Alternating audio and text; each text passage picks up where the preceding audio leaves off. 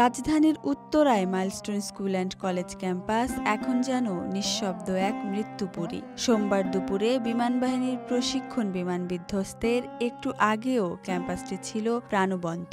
শিশু কিশোরদের উচ্ছলতায় মুখরিত থাকা ক্লাসরুমগুলোতে এখন রাজ্যের নীরবতা। ভবনের করিডরে নেই কোলাহল, নেই শিক্ষার্থীদের ছুটোছুটি। বাতাসে ভাসছে পোড়া গন্ধ, যেখানে পুড়েছে কারো শরীর, কারো স্বপ্ন। স্কুল ভবন জুড়ে ছড়িয়ে ছিটিয়ে রয়েছে শিশুদের আধপোড়া বই, খাতা, ব্যাগ, আইডি কার্ড সহ পানির বোতল, এমনকি কয়েকজনের আঁকা ছবি। এই বই, খাতা, ব্যাগ, পানির বোতলে যাদের কোমল হাত পড়ত, তারা অনেকে হয়তো আজ না ফেরার দেশে, কিংবা হাসপাতালের বিছানায় পোড়া শরীর নিয়ে অসহ্য যন্ত্রণায় কাতরাচ্ছে।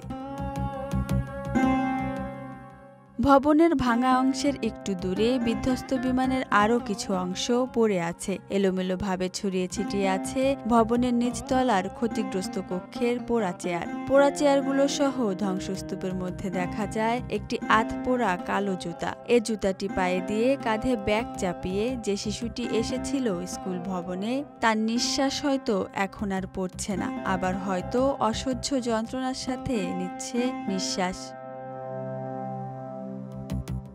ক্যাম্পাসের প্রাইমারি শাখার সামনের ভবন ঘুরে দেখা যায় সেখানে এখনও পড়ে রয়েছে সেই বিভীষিকাময় ঘটনার চিহ্ন। একাধিক বই অর্ধেক পুড়ে ছিন্ন ভিন্ন হয়ে পড়ে আছে ধ্বংসস্তূপের পাশে। খাতার পাতাগুলো যেন আগুনের আঁচে বিবর্ণ হয়ে গেছে, তবে কারো নাম লেখা মলাট এখনও দৃশ্যমান। চারপাশে পোড়া কাগজের গন্ধ, সিঁড়ির পাশে পড়ে আছে ছোটদের ব্যাগ। উপস্থিত উৎসুক জনতা ও অভিভাবকদের চোখে মুখেও উদ্বেগ, ক্ষোভ আর বেদনার ছাপ। অভিভাবকরা বলছেন, এগুলো আমাদের সন্তানের বই, তারা এখানে পড়ালেখা করছিল, এখন শুধু ছাই আর ধোঁয়া। স্কুল মানেই তো নিরাপদ আশ্রয় হওয়ার কথা, তা এখন মৃত্যু ফাঁদ হয়ে উঠল। 22 জুলাই মঙ্গলবার রাষ্ট্রীয় শোক পালন করা হচ্ছে।